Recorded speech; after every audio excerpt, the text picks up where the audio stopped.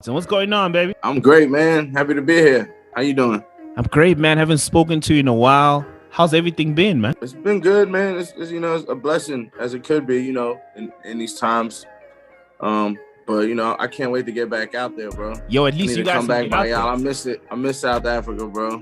Tell me about one of those experiences that you enjoyed the most while you were here in SA, because you were moving from club to club everywhere, man. Man, just that the culture, man, like the energy in the clubs, at the parties, like the dance culture, the music culture. It's just so inspiring. Like, I always leave very inspired. That's why I got to come back and tap in. While you were here, there were so many artists that were trying to, soak in your energy, get into the lab with you. Did you manage to work with anyone while you were here? Yeah. I work with Shane Eagle. Shout out to Shane Eagle. That's my dog. Kid Dominant. I met Kiddo at the club. And the next night we was at the club, he was at the same section next to me. And it was after like the fifth night of seeing this dude in the club. I'm like, all right, we gotta do a record, bro. So shout out to Kiddo. We got a few joints, but I be tapping in with a bunch of artists, a bunch I still want to work with that I speak to on IG. So hopefully we can make those things happen. Yeah, and what are your thoughts on the hip hop sound that you got to hear while you were here? It's hard, bro. It's some spitters. Man. I rock with a bunch of dudes, man. I like the new Nasty C joint. I just actually ran into him and met him out here in LA. I never caught him in South Africa, but I seen the last joint he put out. That joint hard. Obviously Shane's my guy. On even like I like Shasha on like the singing side. I really rock with her. She's super hard. There's a lot of artists, man. I love Amapiano. I love everything coming out of that sound. So, South Africa's always pushing the envelope forward, man. Y'all always have had that. That is dope, man. Yesterday you were talking about the Amapiano sound that you definitely can't wait to vibe out with that music. Yeah. You know what I mean? Like, that's inspiring, bro. Yeah. Super inspiring. Fresh stuff, man. COVID has been, one of those pandemics. Like, it's the first time for some of us in this generation to go through something this hectic, but I'm sure you probably got time to connect to the family, no shows, just chilling, making music. How was it like to just chill and not be on the road? It was necessary. I didn't even know at first. I think a lot of us didn't realize at first that it was really healthy. Obviously, it's a bit prolonged. You wish you had a choice of how it worked.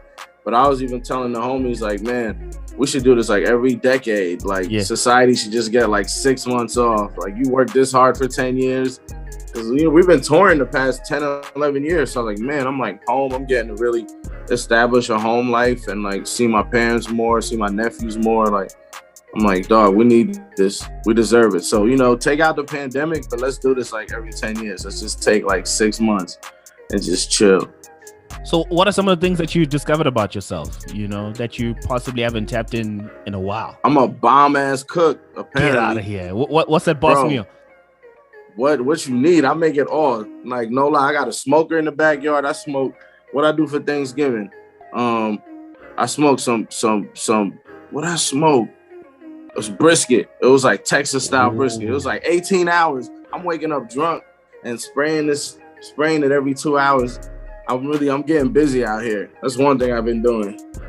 That is so cool, man. And talking about your upbringing, with family, and now that you're cooking, I remember hearing about the fact you were born in Paris, yeah? Right. Moved up to Qatar, if I'm not mistaken. Yeah, and then back to Paris. My family's from Sudan, and my pops was working like for the United Nations, so we were just moving back and forth a lot until we ended up in New York. When I was like 7, 8 years old, I got to New York. And then, but like my whole life, we're going back to Europe, going back to Africa, almost every other summer.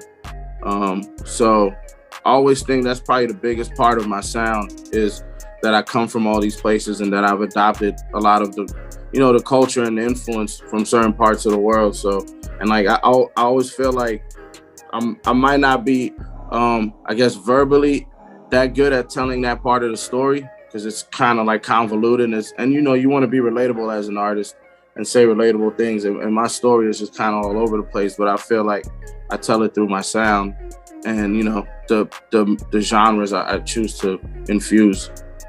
That is quite cool, man, because that's what I was going to ask you. Like when it comes to your musical ear and the music that you were exposed to growing up in various parts of the world.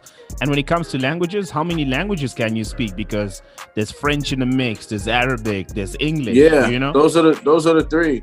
Those are the three. My French is only good when I'm drunk. That ass. I won't even lie to you. My French, when I'm drunk and I have like no insecurities, I'll be ripping, and then I wake up the next morning like, damn, like how did I do that? Like I'll be in New York, I run into like, you know, somebody from like Senegal or something, or somebody from Paris, or like somebody you clearly know is like from one of those countries that speaks French, and it'll always spark a conversation, and I'll be drunk, and then I wake up like, bro, how did I do that? Like, how did I do that? Because it's been a while. I ain't speaking since I was a kid, really, you know, but it was one of the first languages I learned, so I always told myself I'd like to go back for like a year, or maybe like just record an album out there and just work on my French every day. Like go to the store, buy a baguette. Like you gotta do that in French, bro. Like you gotta start putting that to work. But my Arabic better, you know, because my mom was always, you know, speaking Arabic to us. It was usually something in Arabic and then the slipper flying. You know what I mean? So you're planning on putting that in the music one day once you get it right? I would love to. Yeah, I mean, I work with a lot of French producers, and I've done some collabs with some French artists, and I've done collabs with Sudanese artists. You know, so I would like to infuse more of that for sure. Like that's something I just started doing kind of recently. You know, talking about, you know, Sudanese artists, you're very vocal on the realities that happen out in Sudan, and for especially music is a very big tool in raising awareness on some of the things that are happening in various parts of the world. You know, how important do you feel it is for artists to speak out, especially in hip hop music? You know, we saw what Lil Baby did, you know, with putting out a shout out to Lil Baby. You know, like that really raised mad awareness, you know, in Black Lives Matter. How important is it, you know, for artists? Because you do the very same thing for Sudan and Africa at large. Yeah, I mean, I think, you know, you don't want to force anybody, obviously, out of their comfort zone in a sense. But I think if it means something to you, if it burns, if it does something to you, then absolutely you should use your platform. You know, I wouldn't say just do it for the sake of doing it, for the sake of jumping out in front of something. What I love the most about what Lil Baby did is, you know, you don't he speaks to kids that, like, you know, the Kendricks and the Coles and people like that don't necessarily speak to as much, you know? So him doing that, I thought was like super powerful and a really dope just use of his platform, because he's tapped in to people that are really, really like need to hear it. You feel me? So shout out to Lil Baby. And talking about tapping in, will you ever do like a DJ Buzz project one day, tapping into your DJ side, considering that you made a transition to hip hop as a rapper? Yeah, I would love to, man. You know what it is? I still kind of do, because the way I put my projects together sonically, that definitely comes from my DJing days, you know, like just trying to have those transitions and be cohesive. It's almost like building a set, you know what I mean? Like some songs you pull out of an album because they ruin that, or because they feel out of pocket, or whatever the case may be. So I definitely, those influences are still in me. Yeah. And talking about going back to certain moments and those influences, you know, when you look at Milky Way and how that project was able to, you know, shift a whole lot of energies in your space and expose you to various parts of the world and various markets, do you sometimes revisit those projects, or you just, you know, cook them up, put them out, perform them, but not play them in your personal space? Yeah, I honestly, after the mix process is done, I don't play records no more, because I've heard them so many times, and I'm in there when Ali's mixing them. Shout out Mix by Ali, it's my dog, super dope engineer. But I'm in there with him, listening to the same song, you know what I mean, 2 days straight.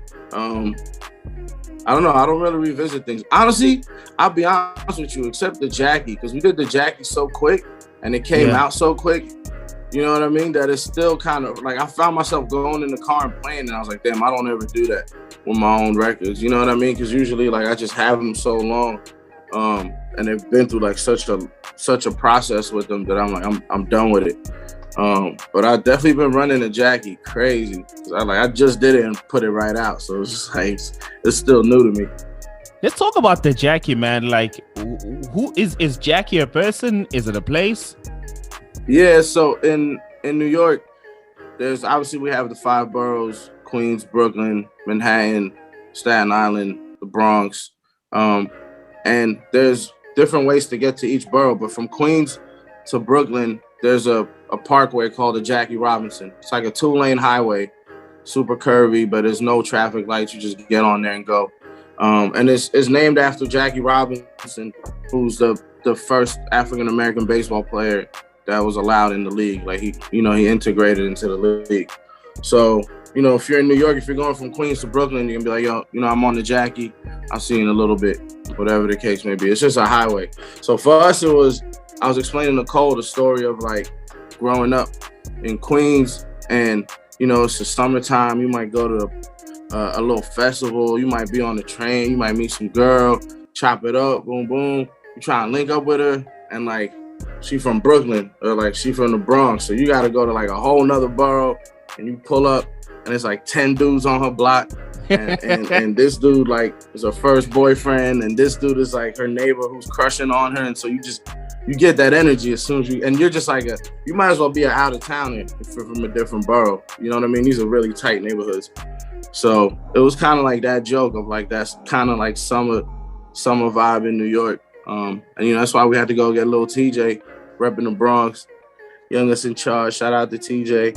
And he went crazy on it. When I listen to Tribe and then I listen to Lil Jackie, I'm like, yo, man, I thought this homie got a solid one, the one that doesn't want no expensive stuff. But here he is having a quickie under the bridge. What's going on? What's the situation with your love life, bro? Man, you know what it is? We was thinking about, then this is what I realized. When I'm inside, I could really tap into like outside energy, like, because that's all I had as far as like remembering like a summer in New York, where you're just, kind of looking for summer love, and it's like a million different stories that come about from that. And it's like, I probably wouldn't have made that song if I wasn't like in lockdown or in quarantine, you know what I mean? Or if the world had us inside, because my whole inspiration was on like my old outside life. So it was like, it actually made it easy to tap in and then be like, okay, how do I evoke this emotion I'm feeling like in the audience? And that's what we're trying to do with the Jackie. It's just like a summertime New York, like fun kind of like summer love record. It is a summer love record. And I'm like, yo, man, you gave us a little bit. You sing rapping on that one, short, straight to the point. Is that what we can expect on the project? Yeah, for sure. I've been very intentional about, trying to reach new heights with my songwriting and my artistry. When I look at it, I try to challenge myself to just make bigger records. Like, I'm very proud of the albums I've made. And that never goes away to what you want to do with it, with a body of work and how cohesive you want it to be. But like, I was just having fun, like just trying to be like, what are the craziest records I can make? Like, let me look at little TJ. Like, I got a joint coming out with Gunna on it, my next single. Just trying to collaborate with people that most wouldn't expect to hear me with. And in the process, push myself out my comfort zone, push them out their comfort zones. And I think that's where the magic happens. I'm not going to lie. I do enjoy hearing you floss a little bit, coming through we with work that, hard. Coming through with Ever Brother. Hard, baby. We work hard. I love that because, you're one of those people when we see from the outside and we look at the work that you put in, you're touring a lot, the merchandise is doing well. So definitely the bank is good. I remember when we were chilling here in Joburg, I told you that this crib is only $500,000. You're like, really? Man, I can copy now. Bro. That's a story for another day. You know what I mean? That's still in my plan. Like, I need a residency on y'all side, bro. I pretty much come once a year. But it's, I've always wanted, ever since the first time I came out there, I was like, I got to get a crib in South Africa, bro. And which side would you get it? Gauteng, with Joburg, or would you do Cape Town? You know what? Joburg really remind me of New York a lot. So that's probably where I would be. It's just more my speed. You know what I mean? It's the tempo. But Cape Town is nice. Like, I would definitely like to go out there a few months out the year and really fake it. Oh, my nigga Ferg, hold on. I'm doing this interview in South Africa.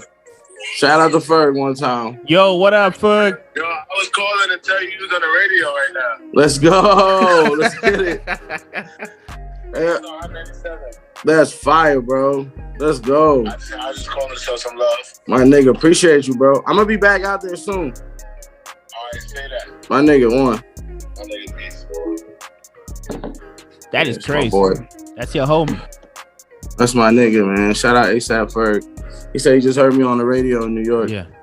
Do you sometimes, you know, look at a call before you pick up sometimes of homies that you looked up to in a minute when they ring you up? I don't know, maybe a Jay-Z or maybe a Cole or someone that you looked up to. When they ring you up, you're like, damn, we niggas like that. I don't know. I feel like it's kind of chill. You know what I mean? I don't know, because you get to know them. You know what I mean? And then I think, I don't know. I don't think I really have that with anybody. So no one has rang you up? Because I've heard some crazy stories. You know, the game the other day was talking about Michael Jackson calling him, trying to, you know, stop that beef he had with 50 Cent. You know, and I always wonder, Akon also shared a similar story. You know, like, do you have a story like that? If I got a call from Michael Jackson, I'd be like, God damn, like, what? That would, Nah, nothing to that level, man. You know, I'm friendly with a lot of my peers, man. We got a good community going. I think we all kind of lean on each other and bounce a lot of ideas off each other. So, you know, it's just more organic. But nah, nobody like that. I wish MJ would have called me. I beef with anybody to get MJ to just call me to squash it. That is crazy, man. With the album, you cooked most of it, you know, under lockdown. The single Jackie is probably the most recent work that we're getting to witness outside of the project that you cooked out in lockdown. With the project, you know, what are some of the stories that we can expect and some of the collabs that you have on this album? You know, it's very introspective in a lot of parts because it was just me. It was me, a more sober living in a sense, which I always enjoy because it allows you to tap in, you know, a bit more like a cerebral side of things as opposed to just a life experiences side of things, you know, which is like what touring feels like a lot of the time. But I think it's very relatable. It's a lot of the thoughts I think a lot of people had in quarantine and COVID and, you know, feeling frustrated, feeling stagnant. It covers all those things. And then, you know, it covers the cure for those things. It covers, you know, the things that matter, family, you know, love, friendship, community. It really touches upon all those things. I think it was just kind of a journey through it. But the irony is I started writing it before the lockdown really happened, you know? Like before the pandemic, before everything, I was already kind of working on this. Henley, relax. My boy, my dog going crazy. Somebody got him hot. Yeah. But so, you know, I wouldn't even call it like a quarantine album. That's the funny thing. I think it's just the quarantine allows you to sit there and reflect so much and, you know, bring up these thoughts and like bring up these issues and demons that you're having to face when you're, you know, when time stops and you pretty much have all day to focus on yourself, you know? So I wouldn't even call it like a quarantine or like a pandemic album. It's just very much like, you know, the thoughts that run through all our heads, like in those quiet times, in those moments where things slow down, they feel out of your control. And then, you know, it's mixed up with the sauce in there. You know what I mean? Yeah. But I think the body of the album is a lot of that. I think, you know, like I try to look at my career and try to look at the songs I've made and the albums I've made and how they're all cohesive kind of bodies of work. And I'm trying to think of like almost like the best of all those things, you know? Like it's moody. It's moody in certain parts, like Too High to Riot, and kind of dark and gloomy. And then in other parts, like the Jackie is, you know, it's clearly like an evolution of Milky Way in a sense, where it's a more, I guess, bright sound in a sense. So I'm just trying to like sharpen all this steel, man. Like just trying to do the best of what I do and bring it all together in a way that makes sense. It just feels like the next challenge to me. You know, you got all these stories, you're penning them down. The sound design is also just as important to articulate this energy. You know, you worked with T Minus, with Jackie, if I'm not mistaken. Some of the producers that you were working on this project. Yeah, T Minus. We did a few records. The homie Diesel, who's also from Toronto, who I met through Minus. Cole produced on the record. My brother DJ MoMA produced on the record. MoMA and Guy. Ron Gilmore produced on the record. He's, you know, like Ron said, K Quick, those are like in-house Dreamville dudes that I've been working with forever, you know what I mean? The homie Soundwave, the homies from Harlem. It's a lot of in-house sound and like new resources that I've, you know, gathered through like new friends and collaborators and just trying to push my sound forward, you know, like taking a lot of what's the base of it. And then, you know, when you got people like T Minus and Diesel at your disposal and, you know, they can help take some of these ideas and then sonically make them like where they need to go, you know. And I've been conscious of that. Like I go to the club and you know, I'm listening for the hi-hats, you know, I'm listening for the 808s, I'm listening for the snares, you know. And then it's like there's a way to kind of blend these worlds, you know, and you can express truly everything you want to do artistically, but then, you know, also sonically make sure it's up to par with everything, so it cuts through the way everything else does. So it's all, to me, man, it's just like, it's a matrix, you know what I mean? And you're just looking at like all the parameters and trying to play with all of them. That's the fun in music for me, you know what I mean? Like, it's just like, all right, how do I figure out how to improve on something? So shout out to the homies. It's a blessing to have those resources in my corner. That is dope, man. Do you have a name locked in? No, I don't. Yeah. It'd be too early to say anything. Yeah, it'd be too early. I don't have it yet. But you know, sooner than later, it'll come to me. Yeah. Are you planning on releasing this year or next year? I'm hoping to release it this year for sure, but I got a runway I want to stick to. You know, I want to try something different. I want to let some of these songs live. Like I said, I've been working on crafting some big songs, some big records, you know. And that's the first time I've been intentional and kind of conscious of that. Usually I just kind of make my albums and pick the singles, you know. But this time, like, I made my album and then I made the singles. You feel me? That's dope. Yeah. It's just, you know, just a different approach. And, you know, so I want to work those singles. I want to really, you know, get in front of them. I want to give them their just due. I'm not even like stressing to put an album out, to be honest with you.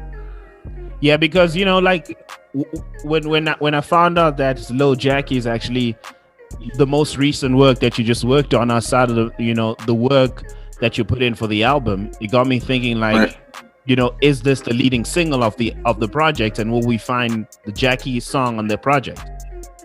Yeah, it's for sure on the project. Yeah, it is. But I don't even. Yeah, I guess you would call it the leading single in a sense, because it's the one that we put out. But to me, there'll be a moment where I put out a single that's really like, I guess, a tone setter for the album, you know, and that'll give people, I think, my audience, a much better idea of how the album sounds overall. You feel me? But right now, like, I'm just having fun with it, bro. I'm just like, let's cook something hot. Let's throw it out. Let's shoot the video. You know, let's put it out. Let's feed the people, man. I think everyone wants some good vibes right now. Like, let's get the good vibes out. Let's get back to road. You know what I mean? God willing, we'll be in South Africa soon, tearing it up.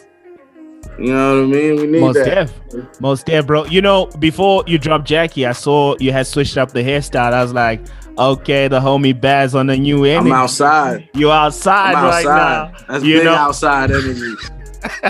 You know what inspired that hairdo, bro? Because it's totally unique to the flow that we know you for. Yeah, you know that, man. I'm a Gemini, bro. I need change. I need constant change. Like, I was just in the house for like a year. Like, I've been rocking this fro forever.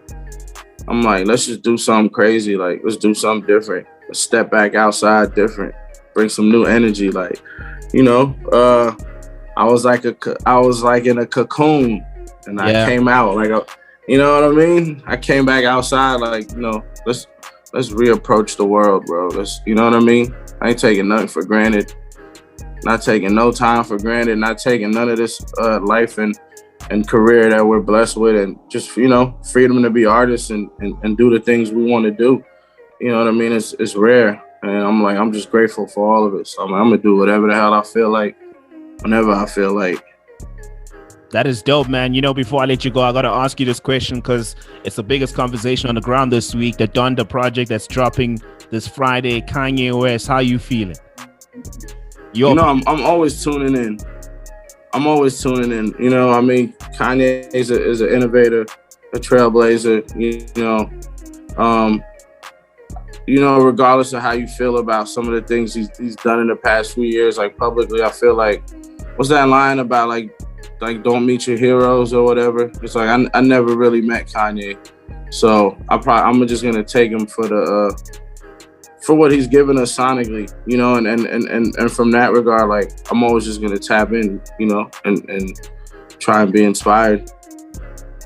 Dope stuff, man. We all can't wait for the project. Thank you very much for the music, Jackie.